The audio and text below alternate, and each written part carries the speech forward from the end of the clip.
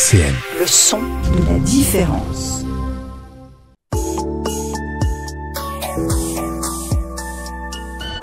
Biodiversité sur RCN. En partenariat avec EPOS.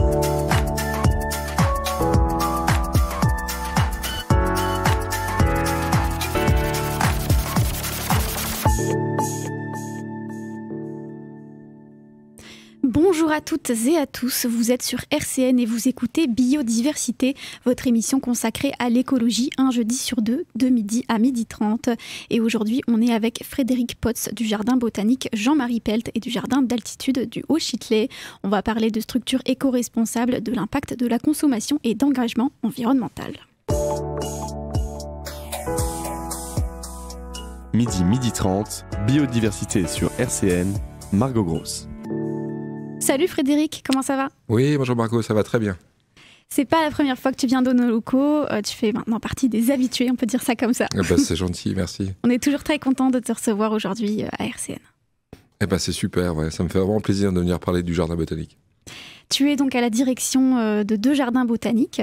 Comment tu es devenu directeur ? Là-bas, je suis jardinier, et puis après, j'ai commencé à m'intéresser à la flore sauvage.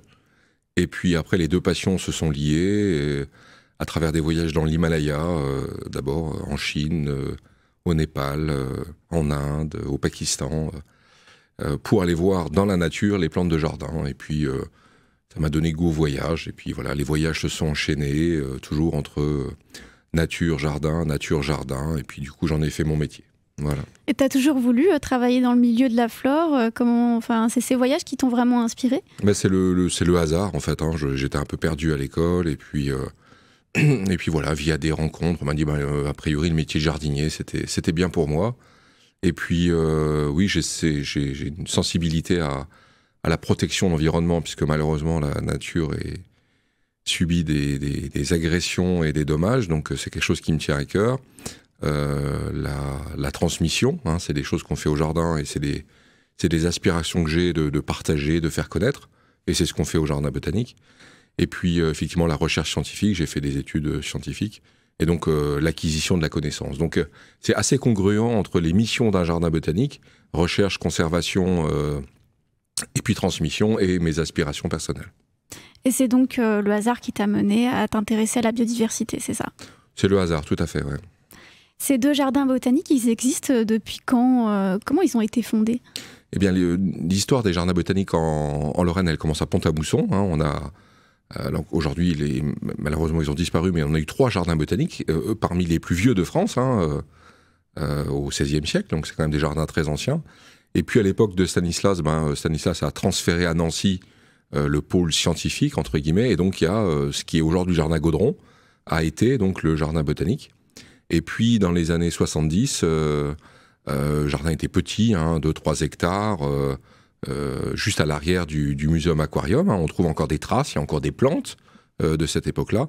Et puis, donc, il y a eu une volonté de l'université et de ce qu'on appelait à l'époque le district, qui est devenu aujourd'hui la métropole, de créer un jardin beaucoup plus ambitieux. Et c'est là que le jardin est arrivé à Villers-lès-Nancy pour devenir ce qu'il est aujourd'hui. Donc, c'est presque 20 ans de travail pour transférer les collections du jardin Gaudron à Villers-lès-Nancy, et puis de construire les serres et de rassembler ces 12 000 plantes qu'on trouve aujourd'hui.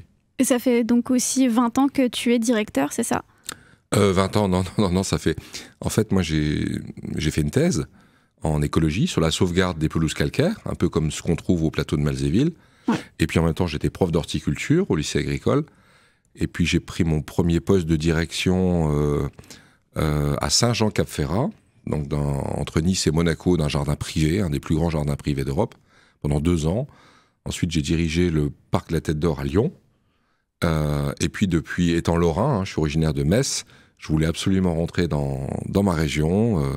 Et puis, le jardin de Nancy, mon prédécesseur prenait sa retraite, et donc j'ai postulé, et ils ont gentiment retenu ma candidature. Donc, ça fait maintenant 8 ans que je suis à Nancy.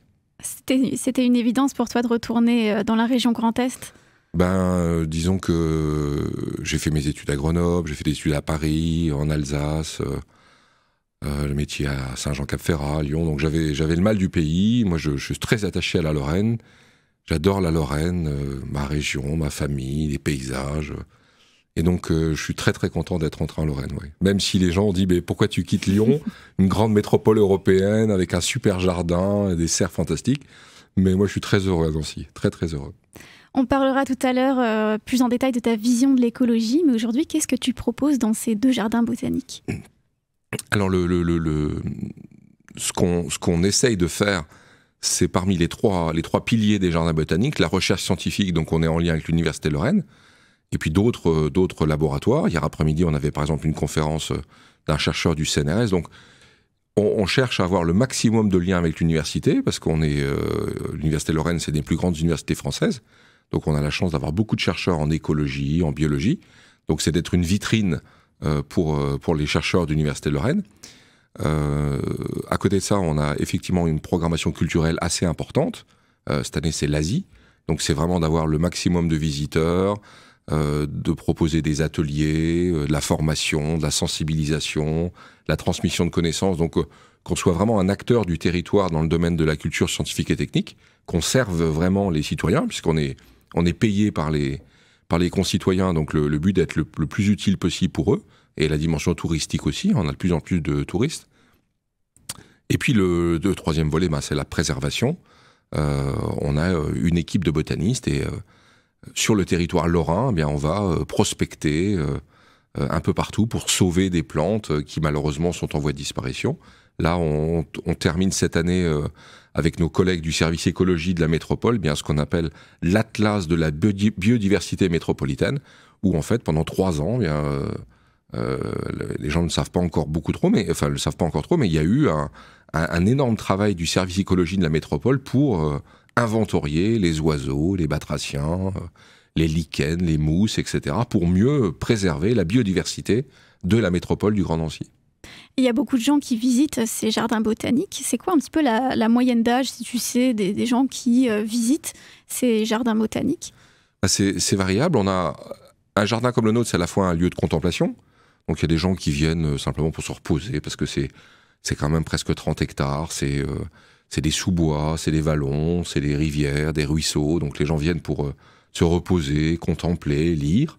On a beaucoup de mobilier qu'on a mis en place. Donc ça peut être ce type de public-là. Ou alors des publics familiaux. L'expo Dinosaure l'année dernière, plus de 180 000 visiteurs, donc beaucoup d'enfants.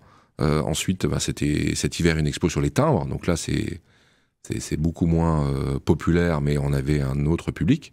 Et puis là, c'est l'Asie, donc ça va être l'alimentation, les bonsaïs, l'origami, des démonstrations d'arts martiaux. Donc le public est très éclectique en fonction de notre programmation. Finalement, ça touche toutes les générations aussi, quelque part. Le but est d'être le plus ouvert, et effectivement, que quel que soit le type de public, depuis les jeunes enfants jusqu'aux seniors, on réfléchisse et on fasse des propositions culturelles qui permettent d'accueillir un vaste public et de répondre à leurs attentes en matière de biodiversité.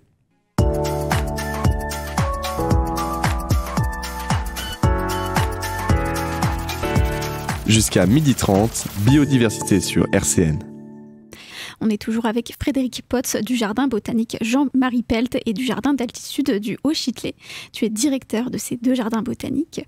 Finalement, c'est des lieux où tout le monde peut être accueilli. On l'a dit tout à l'heure, il n'y a pas de limite d'âge. C'est des endroits où on découvre des végétaux qu'on n'a jamais vus ailleurs. Finalement, c'est un lieu un petit peu particulier où on a l'impression d'être dans une bulle de nature. C'est ça aussi l'objectif de ces jardins botaniques? C'est l'avantage des jardins, c'est que c'est des endroits où on rentre assez facilement. Il n'y a pas d'appréhension, de peur, de dire c'est pas pour moi, c'est pas mon niveau, c'est pas. Tout le monde va dans les jardins ou dans les parcs publics.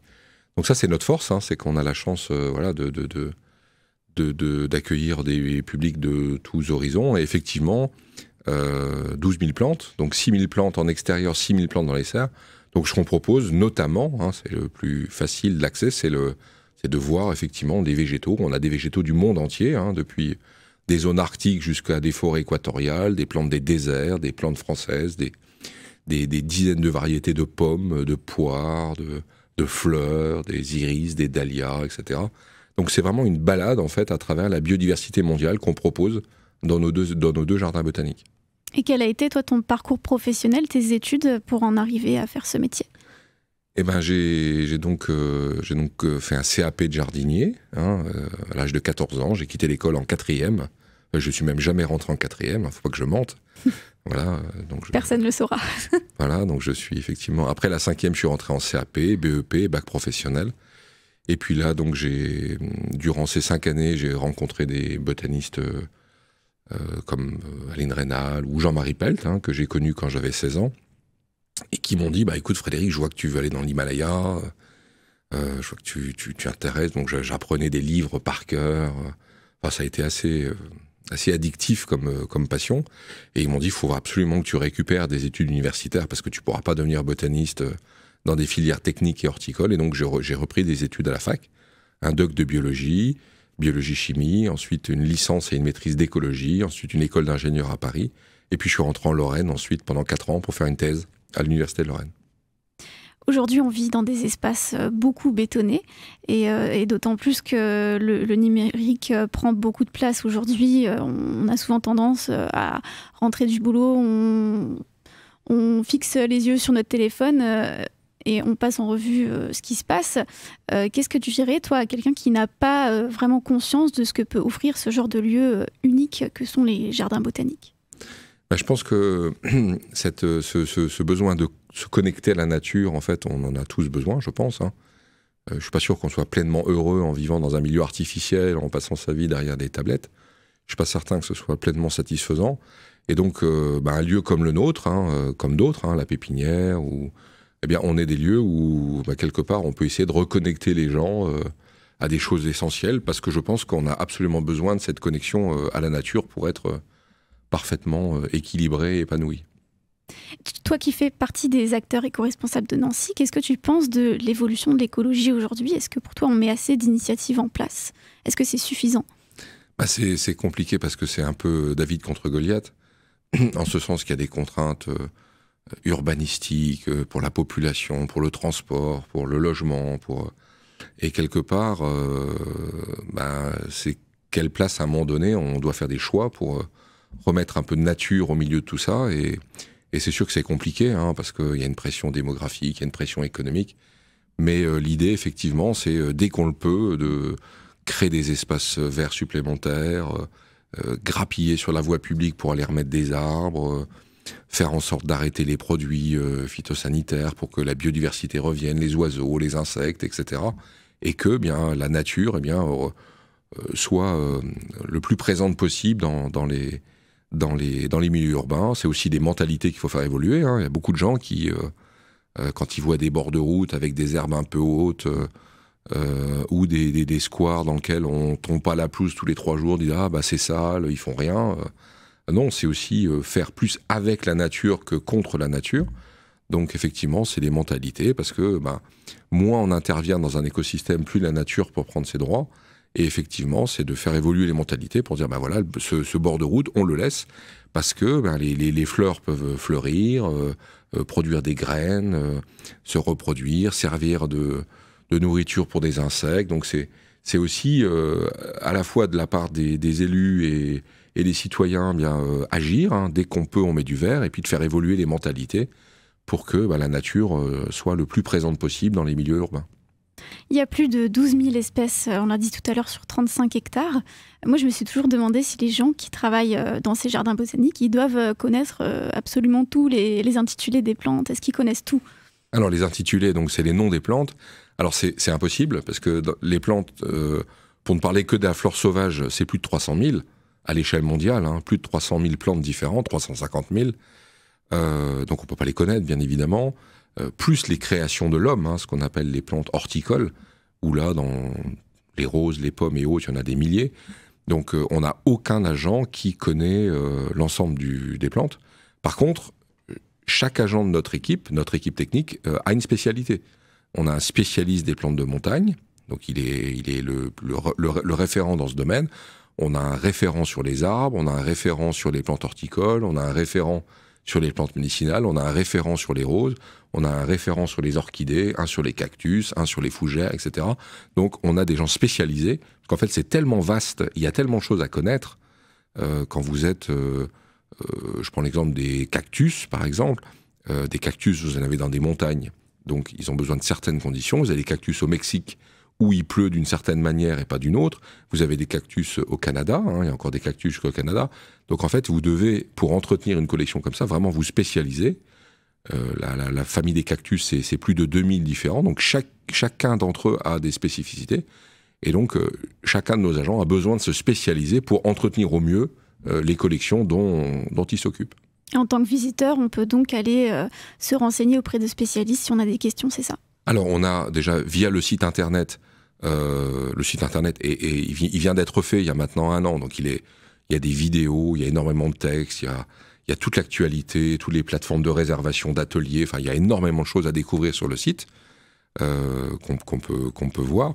Et effectivement, on a une interface qui s'appelle un botaniste à votre écoute, où si vous avez des questions d'ordre botanique ou horticole, vous pouvez nous envoyer un message et en fonction de la question, on vous renverra vers le spécialiste. Et puis, c'est tous les jours qu'on a des gens qui viennent se promener dans le jardin avec j'ai ci, j'ai ça, comment je fais, etc., etc. Donc ça fait partie de notre métier, d'être au service de la population pour répondre à leurs interrogations. Midi 30, biodiversité sur RCN, Margot Gross. On est toujours avec Frédéric Potts du jardin botanique Jean-Marie Pelt et du jardin d'altitude du Haut-Châtelet. On disait tout à l'heure que c'est des jardins botaniques qui font à peu près 35 hectares. Est-ce que tu peux nous dire un petit peu quels événements vous organisez dans ces 2 jardins botaniques? On a 19 collections en extérieur, on a 22 serres et 19 collections en extérieur et donc cette année c'est le thème des bambous. Puisqu'on inaugure au mois de mai prochain un jardin des bambous. C'était la 19e zone dont on devait s'occuper.